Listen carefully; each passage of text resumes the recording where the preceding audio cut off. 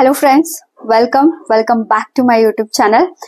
So ಇವತ್ತಿನ video ಒಳಗ NCERTs related ನಿಮಗೆ ಬಹಳಷ್ಟು ಕ್ವಶನ್ಸ್ ಅದಾವ. NCERT ಪುಸ್ತಕಗಳನ್ನ ಸ್ಕಿಪ್ ಮಾಡಬಹುದೇನಾ, NCERT ಪುಸ್ತಕಗಳಿಂದ ನೋಟ್ಸ್ ಮಾಡ್ಕೋಬೇಕೇನಾ, ಕರ್ನಾಟಕದ ಸ್ಟೇಟ್ ಪುಸ್ತಕನ ಓದ್ಬೇಕು ಅಥವಾ NCERTs ಇಂಗ್ಲಿಷ್ ಮೀಡಿಯಂ ಒಳಗ್ ಓದ್ಬೇಕು, NCERTs ನ ಯಾವ ತರ ಓದ್ಬೇಕು, NCERTs ಓದ್ಲಿಕ್ಕೆ ಎಷ್ಟು ಟೈಮ್ ನ ಕೊಡ್ಬೇಕು. ಸೊ ಈ ತರ ಎಲ್ಲಾ ಒಂದು ನಿಮ್ಮ ಗೊಂದಲಗಳಿಗೆ ಇವತ್ತಿನ ಒಂದು ವಿಡಿಯೋ ಒಳಗ ಆನ್ಸರ್ ಸಿಗ್ತದ. ಸೊ ವಿಡಿಯೋನ ಸ್ಕಿಪ್ ಮಾಡಿದ ಎಂಡ್ ವರ್ಗು ನೋಡ್ರಿ. ಅಂಡ್ ಇನ್ನವರೆಗೂ ಯಾರು ಚಾನಲ್ ಸಬ್ಸ್ಕ್ರೈಬ್ ಆಗಿಲ್ಲ ಅಥವಾ ಫಸ್ಟ್ ಟೈಮ್ ನೋಡಾಕತ್ತೀರಿಲ್ಲ, ದಯವಿಟ್ಟು ಚಾನಲ್ಗೆ ಸಬ್ಸ್ಕ್ರೈಬ್ ಆಗ್ರಿ. ಸೊ NCERT ಪುಸ್ತಕಗಳೇನ್ ಹೆಂಗದಾವಲ್ಲ, ಇವು ಒಂದು ಫೌಂಡೇಶನ್ ತರ ವರ್ಕ್ ಮಾಡ್ತಾವು ನಿಮ್ಮ ಒಂದು UPSC ಪ್ರಿಪರೇಷನ್ಗೆ.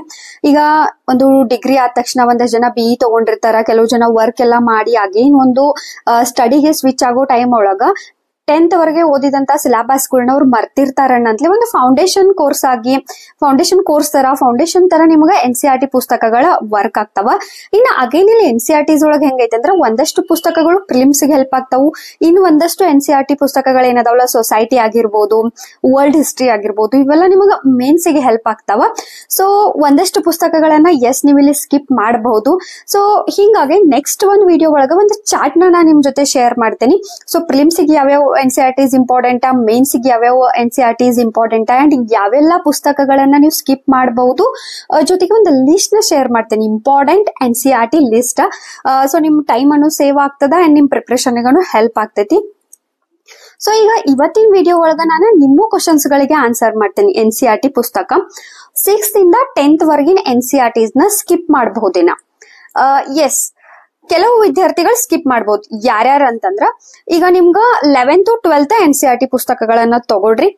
ಆ 11th to 12th NCERTs ಏನಾರ ನಿಮಗ್ ಪರ್ಫೆಕ್ಟ್ ಆಗಿ, ಈಸಿ ಆಗಿ, ಆರಾಮಾಗಿ ಅರ್ಥ ಆಗತಾವು, ಏನೂ ಇಶ್ಯೂ ಇಲ್ದ, ಯಾವುದೇ ಪ್ರಾಬ್ಲಮ್ ಇಲ್ದ ನಿಮಗೂ ಕಾನ್ಸೆಪ್ಟ್ ಕ್ಲಿಯರ್ ಆಗಾಕತಾವು, ಸಬ್ಜೆಕ್ಟ್ ಎಲ್ಲ ಈಸಿಯಾಗಿ ಅರ್ಥ ಆಗತೈತಿ. 11th to 12th ಸ್ಟ್ಯಾಂಡರ್ಡ್ ಅಂದಾಗ ನೀವು 6th to 10th ವರೆಗಿನ NCERTs ನ ಸ್ಕಿಪ್ ಮಾಡಬಹುದು.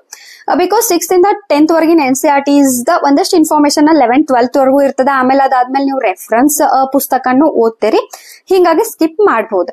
ಬಟ್ ಅಗೇನ್ ಇಲ್ಲಿ ಒಂದ್ ಇಶ್ಯೂ ಬರ್ತದ, ಏನಂತಂದ್ರ ಕನ್ನಡ ಮಾಧ್ಯಮ ವಿದ್ಯಾರ್ಥಿಗಳು, ಈಗ ಇಂಗ್ಲಿಷ್ ಟಫ್ ಅನಿಸ್ತೈತಿ ಅಂತ ಒಂದು ವಿದ್ಯಾರ್ಥಿಗಳು ಸೀದಾ 11th or 12th standard NCERT ತಗೊಂಡ್ರಂದ್ರ ಅವ್ರಿಗೆ ಕಷ್ಟ ಆಗ್ತದ, ಕಾನ್ಸೆಪ್ಟ್ ಕ್ಲಿಯರ್ ಆಗಂಗಿಲ್ಲ. ಸೊ ಕನ್ನಡ ಮಾಧ್ಯಮದೊಳಗ ಓದಿದಂತ ವಿದ್ಯಾರ್ಥಿಗಳು ಅಂಡ್ ಜೊತೆಗೆ ಯಾರಿಗೆ ಇಂಗ್ಲಿಷ್ ಟಫ್ ಅನ್ಸತೈತ್ಲಾ ಅಂತ ಸ್ಟೂಡೆಂಟ್ಸ್ ಏನದಾರಲ್ಲ 6th ಇಂದ 10th ವರೆಗಿನ NCERTs ಓದೋದ ಬೆಟರ್, ಸ್ಕಿಪ್ ಮಾಡದೆ. ಯಾಕಂದ್ರ 6th, 7th, 8th ಒಂದು ಸ್ಟ್ಯಾಂಡರ್ಡ್ ಒಳಗಿನ ಪುಸ್ತಕದೊಳಗ ಸ್ವಲ್ಪ ಈಸಿ ವರ್ಡ್ಸ್ ನ ಬಳಸಿರ್ತಾರ, ಕೀವರ್ಡ್ಸ್ ಎಲ್ಲ ನಿಮ್ಗೆ ಈಸಿ ಆಗ್ತಾ ಹೋಗ್ತಾವ. 6th, 7th, 8th ಒಳಗ್ ಒಂದಷ್ಟು ವರ್ಡ್ ಜೊತೆ ನೀವು ಫೆಮಿಲಿಯರ್ ಆಗ್ತಾ ಹೋದ್ರಿ ಅಂದಾಗ ನಿಮ್ಗ ಒಂದು 11th, 12th NCERT ಈಸಿ ಆಗ್ತಾವ. ಈಗ ಹೆಂಗಂದ್ರ ಈಗ 6th ಒಳಗ್ ವೋಲ್ಕಾನೋಸ್ ಅಂತ ಬರ್ತೈತಿ, ಈಗ ಜ್ವಾಲಾಮುಖಿ, ಈ ಸಿಂಪಲ್ ವರ್ಡ್ಸ್ ಅನ್ನ ಅರ್ಥ ಮಾಡ್ಕೋಕ 6th, 7th ಒಳಗ್ ಹೆಲ್ಪ್ ಆಗ್ತೈತಿ. ಹಿಂಗಾಗಿ 11th, 12th ದ ಈಸಿಯಾಗಿ ನಿಮಗ್ ಅರ್ಥ ಆಗ್ತದ. ಅಂಡ್ ನೆಕ್ಸ್ಟ್ ಏನಂತಂದ್ರೆ NCERTs ಇಂದ ನೋಟ್ಸ್ ಮಾಡ್ಕೋಬಹುದೇನಾ ಅಂತ ಹೇಳಿ.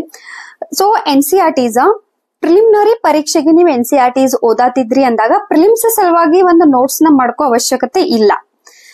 ಸೊ ನೀವೇನ್ ಮಾಡ್ಬೇಕಂದ್ರ ಮೇನ್ಸ್ ಸಲುವಾಗಿ ಏನಾರ, ಈಗ ಮೇನ್ಸಿಗೆ ಇಂಪಾರ್ಟೆಂಟ್ ಯಾವ್ಯಾವ NCERTs, ವರ್ಲ್ಡ್ ಹಿಸ್ಟ್ರಿಯಿಂದ ಮೇನ್ಸ್ ಒಳಗ ಒಂದು 1ರಿಂದ 2, 3 ಕ್ವಶನ್ಸ್ ಬರ್ತಾವ. ಸೊ NCERTs ಓದೋದು ಇಂಪಾರ್ಟೆಂಟ್ ಆಗ್ತದ. ಬಟ್ ಅಲ್ಲಿ ಒಂದ್ ನೋಟ್ಸ್ ನ ಮಾಡ್ಕೊಂಡ್ ಇಟ್ಕೊಂಡಿದ್ರಿ ಅಂದ್ರೆ ಹ್ಯಾಂಡಿ ಆಗ್ತೈತಿ. ಯಾಕಂದ್ರೆ ಪ್ರಿಲಿಮ್ಸ್ ಆದ್ಮೇಲೆ ಮೇನ್ಸಿಗೆ ಜಸ್ಟ್ 2 ತಿಂಗಳ ಟೈಮ್ ಇರ್ತೈತಿ. ಸೊ ಅಂತ ಟೈಮ್ ಒಳಗ ನಿಮ್ಗೆ ರೆಡಿ ಆಗಿ ಒಂದು ಸಮರಿ ತರ ನೋಟ್ಸ್ ಅನ್ನ ರೆಡಿ ಇತ್ತಂದ್ರೆ ಹೆಲ್ಪ್ ಆಗ್ತದ. ಸೊ ಹಿಂಗಾಗಿ ಮೇನ್ಸಿಗೆ ಯಾವ್ಯಾವ್ದು ಪೋರ್ಷನ್ ಹೆಲ್ಪ್ ಆಗ್ತೈತ್ಲಾ ಅಂತದಿದ್ರ ಅಷ್ಟನ್ನ ನೋಟ್ಸ್ ಮಾಡ್ಕೊಳ್ರಿ. ಅದರ್ವೈಸ್ ನೋಟ್ಸ್ ಮಾಡ್ಕೋ ಅವಶ್ಯಕತೆ ಇಲ್ಲ. ಪುಸ್ತಕ ಒಳಗನ ನೀವು ಅಂಡರ್ಲೈನ್ ಮಾಡ್ಕೊಳ್ರಿ. ಟೈಮ್ ಸೇವ್ ಆಗೋ ಸಲುವಾಗಿ ಹೇಳತ್ತೀನಿ. ಯಾಕಂದ್ರೆ ಜಸ್ಟ್ 1 ವರ್ಷದ ಒಂದು ಪ್ರಿಪರೇಷನ್ ಇರ್ತದ. ಆ 1 ವರ್ಷದೊಳಗ್ ನೀವು NCERTs ಗನ 6 ತಿಂಗಳು ಕೊಟ್ರಿ ಅಂದ್ರೆ ಇನ್ನ 6 ತಿಂಗಳೊಳಗೆ ಎಲ್ಲಾ GS ಪೇಪರ್ದ ಒಂದ್ ಸಿಲೆಬಸ್ ಕವರ್ ಮಾಡಕ್ ಆಗಂಗಿಲ್ಲ. ಯಾಕಂದ್ರೆ ಆನ್ಸರ್ ರೈಟಿಂಗ್ ಮಾಡೋದಿರ್ತೈತಿ, ಟೆಸ್ಟ್ ಸೀರೀಸ್ ಇರ್ತದ, ರಿವಿಷನ್ ಇರ್ತೈತಿ. ಹಿಂಗಾಗಿ ನಿಮಗ ಈಸಿ ವೇ ಅಂತಂದ್ರ NCERTs ಇಂದ ನೋಟ್ಸು ಮೇನ್ಸ್ ಪರ್ಪಸ್ ಮಾಡ್ಕೊಳ್ರಿ. ಅಂಡ್ ಪ್ರಿಲಿಮ್ಸ್ ಪರ್ಪಸ್ ನೀವು ಅಂಡರ್ಲೈನ್ ಮಾಡ್ಕೊಂಡ್ರೆ ಇನಫ್ ಐತಿ. ಇನ್ನ ನೀವೇನಾರ ಬೇರೆ ಕಡೆ ಟ್ರಾವೆಲ್ ಜಾಸ್ತಿ ಮಾಡ್ತಿರ್ತೀರಿ, ಒಂದ ಪ್ಲೇಸ್ ಒಳಗೆ ಇರಂಗಿಲ್ಲ, ಈ ತರ ಏನಾರ ವಿದ್ಯಾರ್ಥಿಗಳಿದ್ರೆ ಎವ್ರಿ ಟೈಮ್ ಪುಸ್ತಕನ ನನಗ ಕ್ಯಾರಿ ಮಾಡಕ್ ಆಗಂಗಿಲ್ಲ ಅನ್ನೋರು ನೀವು ಸಿಂಪಲ್ ಆಗಿ ತೀರಾ ಇಂಪಾರ್ಟೆಂಟ್ ಇರೋವಂತ ಒಂದಷ್ಟು ಪಾಯಿಂಟ್ಸ್ ನ ನೀವು ನೋಟ್ಸ್ ನ ಮಾಡ್ಕೋಬಹುದು ಪ್ರಿಲಿಮ್ಸ್ ಸಲುವಾಗಿ. ಇನ್ನ ಯಾವ್ದೇ ಕಾರಣಕ್ಕೂ ಫಸ್ಟ್ ಟೈಮ್ ರೀಡ್ ಒಳಗ ನೋಟ್ಸ್ ಮಾಡಕ್ ಹೋಗ್ಬೇಡ್ರಿ. ಫಸ್ಟ್ ಟೈಮ್ ಏನಿದ್ರು ನಿಮ್ಗ ಜಸ್ಟ್ ಒಂದು ಥೀಮ್ ಆಫ್ ದಟ್ ಬುಕ್ ಅಷ್ಟ ಅರ್ಥ ಆಗಿರ್ತದ. ಹಿಂಗಾಗಿ 1, 2 ಅಥವಾ 3ನೇ ರೀಡಿಗೆ ನೀವ ನೋಟ್ಸ್ ಮಾಡ್ಕೊಂಡ್ರೆ ನಿಮ್ದು ಪೂರ್ತಿಯಾಗಿ ಆ ಒಂದು ಕಾನ್ಸೆಪ್ಟ್ ಕ್ಲಿಯರ್ ಆಗ್ತೈತಿ. ಸೊ ನೋಟ್ಸ್ ಬಗ್ಗೆ ಅರ್ಥ ಆಯ್ತು ಅನ್ಕೋತೇನಿ.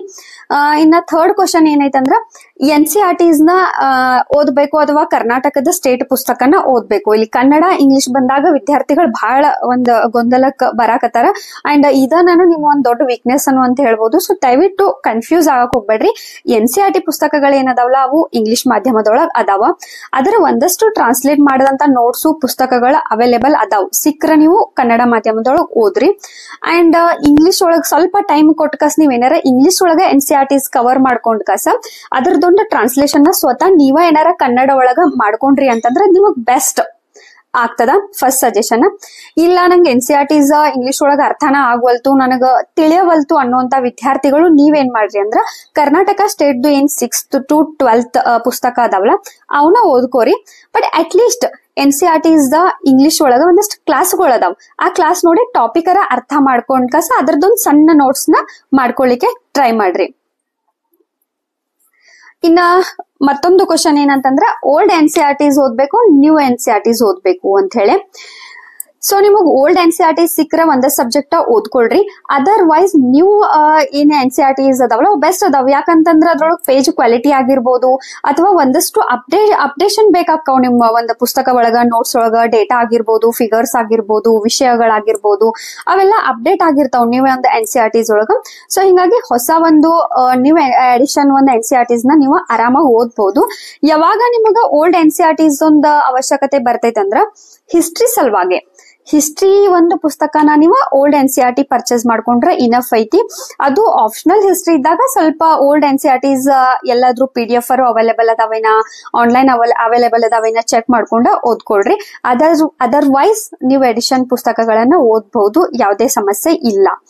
ಸೊ ಇವಿಷ್ಟು NCERTs ರಿಲೇಟೆಡ್ ನಿಮ್ಮ ಒಂದು ಕನ್ಫ್ಯೂಷನ್ ನ ಕ್ವಶನ್ಸ್ ಗಳಿಗೆ ನಾ ಆನ್ಸರ್ ಮಾಡೇನಿ. ನೆಕ್ಸ್ಟ್ ವಿಡಿಯೋ ಒಳಗ ಇಂಪಾರ್ಟೆಂಟ್ ಆದಂತ ಒಂದು NCERTs ಲಿಸ್ಟ್ ಕೊಡ್ತೇನಿ. ಅಷ್ಟ NCERTs ಓದಿದ್ರೆ ಇನಫ್ ಐತಿ. ಎಲ್ಲಾ NCERT ಪುಸ್ತಕಗಳನ್ನ ಓದೋ ಅವಶ್ಯಕತೆ ಇಲ್ಲ. ಐ ಹೋಪ್ ಈ ಒಂದು ವಿಡಿಯೋ ನಿಮ್ಗೆ ಯೂಸ್ಫುಲ್ ಆಗೈತೆ ಅನ್ಕೋತೇನೆ. ನೆಕ್ಸ್ಟ್ ವಿಡಿಯೋ ಒಳಗೆ ಸಿಗೋಣ. Thank you.